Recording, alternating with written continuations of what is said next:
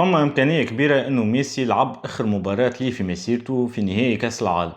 ميسي اللي والده توفى من أيامات ينزل بوست فيه رسالة لوالده يحكي فيها برشا حاجات، منها إنه والده هو اللي دفعه باش يشارك في آخر كأس عالم ليه، وإنه هذه أول مسابقة كبيرة لميسي ما يحضرش فيها والده، وإنه بعد كل مباراة كان يستنى رسالة من والده خاطر ميسي مستانس بعد كل مباراة يحكي مع الوالد متاعه، وإنه زادا عطاه ما عنده في المونديال باش يوصل للنهائي باش الوالد متاعه يرجع في صحة جيدة ويلحق عليه ويتفرج في المباراة.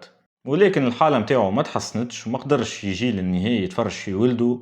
وزادا ميسي قال انه في النهائي حس انه ساقيه خذلوه وما كانش ينجم يتحرك. وزادا يقول انه مش عارف قديش يوصل يلعب كرة قدم، خاصة بعد فقدانه الأكبر سند ليه في مسيرته.